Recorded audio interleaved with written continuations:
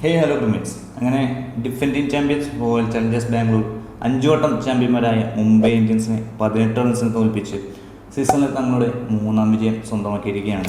RCBയുടെ 240 എന്ന score chase ചെയ്ത Mumbai Indians 222 5 എന്ന നിലയിൽ ഇന്നിംഗ്സ് അവസാനിപ്പിക്കുകയായിരുന്നു.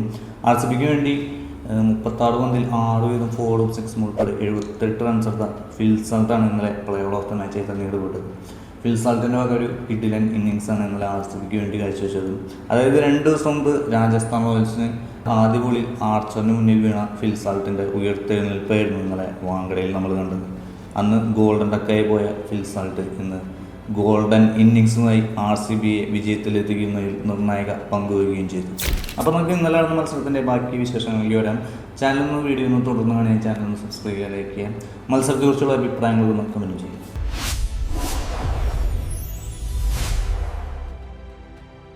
അങ്ങനെ തുടർച്ചയായി 3ാം തവണയും ടോസ് നഷ്ടപ്പെട്ട് RCB ബാറ്റിങ്ങിന് ഇറങ്ങുകയായിരുന്നു. RCBക്ക് വേണ്ടി ബാറ്റിംഗ് ഓപ്പൺ ചെയ്ത് മറ്റൊന്നുമില്ല ഫിൽ സാൾട്ടും വിരാട് കോഹ്ലിയും കൂടി തന്നെയാണ്. ആദ്യ വിക്കറ്റിൽ ഇരുവരും കൂടി ഗംഭീര തുടക്കമാണ് RCBക്ക് നൽകിയത്, എസ്പെഷ്യലി ഫിൽ സാൾട്ടിൻ്റെ വക. ഫിൽ സാൾട്ടിൻ്റെ വക ഒരു വെടിക്കെട്ട് ഇന്നിങ്സാണ് ഇന്നലെ RCBക്ക് വേണ്ടി കാഴ്ചവെച്ചത്. ശരിക്കും ഫിൽ സാൾട്ടിൻ്റെ ബാറ്റിങ്ങിൻ്റെ ചൂടറിഞ്ഞത് മിച്ചൽ സാനറും അതുപോലെ തന്നെ മായമാർക്കിൻ്റെയാണ്.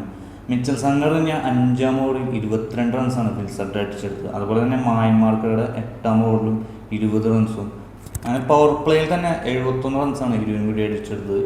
ഇരുവരും കൂടി ആദ്യ വിക്കറ്റിൽ 120 റൺസിൻ്റെ പാർട്ട്ണർഷിപ്പ് ബിൽഡ് ചെയ്യുകയും ചെയ്തു. ഇതിൽ കൂടുതലും റൺസ് വന്നത് ഫിൽ സാൾട്ടിൻ്റെ വക തന്നെയായിരുന്നു.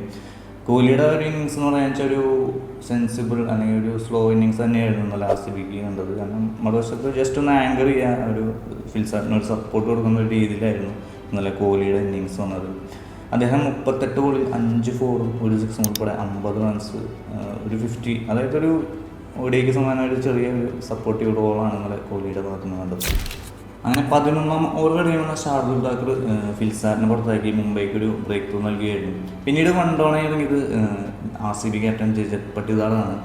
സാധാരണ 1 ഡൗൺ ആയി ദേവദത്ത് പടിക്കലാണ് വരാറുണ്ടെങ്കിൽ ഇപ്രാവശ്യം രജത് പട്ടിദാർ ആണ് വന്നത്. കാരണം കളിയുടെ സാഹചര്യമൊക്കെ അങ്ങനെയായിരുന്നു, നല്ല സ്കോറിലൊക്കെ ആയിരുന്നു. അപ്പോൾ കുറച്ചുകൂടി ഒരു ഡോക്കിയറിലോട്ട് റൺ റേറ്റ് മാറ്റാനുള്ള ഒരു ശ്രമമായിരുന്നു രജത് പട്ടിദാറിൻ്റെ വരവ്. അത് അത്യാവശ്യം നന്നായി ഗുണമായി ചെയ്തു.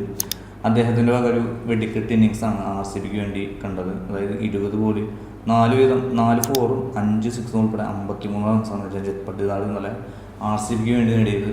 ഒരു പക്ക കിടിലൻ ഇന്നിങ്സ് തന്നെയായിരുന്നു. ക്യാപ്റ്റൻസ് നോക്കുന്നത് പറയുന്നത് ഒരു കാര്യം ശ്രദ്ധിക്കാൻ വെച്ചാൽ ആദ്യ വിക്കറ്റ് ഫിൽ സാൾട്ടും വിരാട് കോഹ്ലിയും കൂടി 120 റൺസിൻ്റെ പാർട്ണർഷിപ്പ് ബിൽഡ് ചെയ്ത അതിൽ 70-75% റൺസും ഫിൽ സാൾട്ടിൻ്റെ വകയാണ്.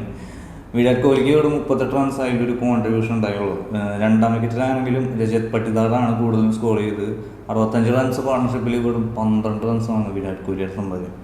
പിന്നീട് 50 റൺസുമായി വിരാട് കോഹ്ലി മിച്ചൽ സാനറും 53 റൺസുമായി ക്യാപ്റ്റൻ രജത് പട്ടിദാറിനെ ഹാർദിക് പാണ്ഡ്യ പുറത്താക്കിയെങ്കിലും ടിം ഡേവിഡിൻ്റെ ഒരു ഫൈനൽ ടച്ചോടുകൂടി RCB ഇന്നിങ്സ് അവസാനിപ്പിക്കുകയായിരുന്നു. ടിം ഡേവിഡ് ഇന്നലെ 16 ബോളിൽ 34 റൺസാണ് RCBക്ക് വേണ്ടി നേടിയത്. അതിൽ 2 4 3 6ഉം ഉൾപ്പെടെ നല്ലൊരു അത്യാവശ്യം കുഴപ്പമില്ലാത്ത ഇന്നിങ്സ് തന്നെയാണ് ഇന്നലെ ടിം ഡേവിഡിൻ്റെ ഭാഗത്തുനിന്നുണ്ട്. മുംബൈയുടെ സ്റ്റാർ പേസറായ ജസ്പ്രീത് ബുംറയ്ക്ക് ഇന്നലെ മുംബൈക്ക് വേണ്ടി കാര്യമൊന്നും ചെയ്യാൻ സാധിച്ചില്ല. 4 ഓവറിൽ 35 റൺസ് കിട്ടുകയാണെങ്കിൽ ബുംറ ഇന്നലെ വിക്കറ്റൊന്നും മുംബൈക്ക് നേടി കൊടുക്കാൻ സാധിച്ചില്ല. അങ്ങനെ മുംബൈക്ക് 240 എന്നൊരു 1 ടോട്ടൽ ടാർഗറ്റ് വെച്ച് RCB അവരുടെ ഇന്നിങ്സ് അവസാനിപ്പിക്കുകയായിരുന്നു. മുംബൈയെ സംബന്ധിച്ച് അത്ര വലിയ ടോട്ടലും നല്ല, കാരണം അവരുടെ ഹോം ഗ്രൗണ്ടാണ്, വാങ്കഡയാണ്, ഫ്ലാറ്റ് പിച്ചാണ്. പിന്നാലെ ഹാർദിക് പാണ്ഡ്യ, റൂദർഫോർഡ് എന്നീ ബിഗ് ഹിറ്റേഴ്സ് ഉള്ളപ്പോൾ ഇതൊന്നൊരു അത്ര വലിയ ഇമ്പോസിബിളായൊരു സ്കോറൊന്നും അല്ല. അങ്ങനെ മുംബൈക്ക് വേണ്ടി ഇന്നിങ്സ് ഓപ്പൺ ചെയ്ത് രോഹിത് ശർമ്മയും റയാൻ ലാക്ടനും. സ്കോർ ആകുമ്പോൾ താഴെ നിൽക്കെ രോഹിത് ശർമ്മയ്ക്ക് എന്തോ ചെറിയ ആരോഗ്യ പ്രശ്നങ്ങളൊക്കെ ഉണ്ടാകുന്നു. പുള്ളി റിട്ടയർഡ് ഔട്ടായി പോകുന്നു. അത് നല്ലൊരു തിരിച്ചടി തന്നെയായി മുംബൈക്ക്. കാരണം നല്ലൊരു സ്റ്റാർട്ട് മുംബൈക്ക് കിട്ടി നിൽക്കുകയാണ് ഈ ഒരു തിരിച്ചടി രോഹിത് ശർമ്മയുടെ ഒരു റിട്ടയർഡ് ഔട്ട്. എന്നാൽ ആ തിരിച്ചടിയുടെ ക്ഷീണം മാറും മുംബൈ സീസണിൽ തൻ്റെ ആദ്യ മത്സരം കളിക്കാൻ വന്ന സൂയജ് ശർമ്മ 8ാം ഓവറിൽ റയാൻ ലാക്ടനെയും അതുപോലെ തന്നെ തിലക് വർമ്മയെ പുറത്താക്കി വീണ്ടും മുംബൈക്കൊരു തിരിച്ചടി നൽകി. എന്നാൽ 3ാം വിക്കറ്റിൽ ഒത്തുചേർന്ന Indian captain Suryakumar Yadav Mumbai captain Hardik Pandya ചേർന്ന് നടത്തിയ 47 റൺസ് പാർട്ണർഷിപ്പ് മുംബൈയെ വിജയത്തിലെത്തിക്കുന്നു തോന്നിച്ചെങ്കിലും സൂര്യകുമാർ യാദവിനെ പുറത്താക്കി കൃണാൽ പാണ്ഡ്യയും അതുപോലെ തന്നെ ഹാർദിക് പാണ്ഡ്യ പുറത്താക്കി ജേക്കബ് ഡഫിയും RCB വീണ്ടും മത്സരത്തിലേക്ക് തിരിച്ചുകൊണ്ടുവരികയും പിന്നാലെ വന്ന നാമകന്തിറിനെ പുറത്താക്കി റാസിക് ദാർ RCBക്ക് വേണ്ടി വീണ്ടും മികവാറ്റിയോടുകൂടി വാങ്കഡയിലെ ആരാധകരെ നിരാശരാക്കി മുംബൈ തോൽവിയിലേക്കുള്ളൊരു പോക്കാണെന്ന് മനസ്സിലാക്കി. വാങ്കഡയിലെ ആരാധകർ എന്ന് പറഞ്ഞാൽ പകുതിയിലേറെ പേരും RCB ആണെന്നാണ് എനിക്ക് ഇന്നലെ കളി കണ്ടപ്പോൾ മനസ്സിലായത്. കാരണം RCB എന്നുള്ള ചാൻസ് ആയിരുന്നു ഫുൾ സ്റ്റേഡിയം ഇന്നലെ. വാങ്കഡയിലല്ല ചിന്നസ്വാമിയിലെ കളി ഇറങ്ങുമെന്നൊക്കെ തോന്നിപ്പോയി.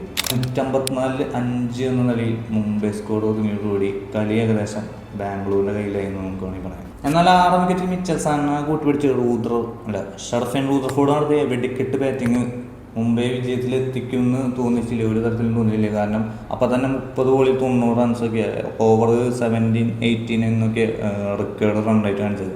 അപ്പോൾ അത് അത്ര വലിയ പോസിബിളായ കാര്യമൊന്നുമല്ല.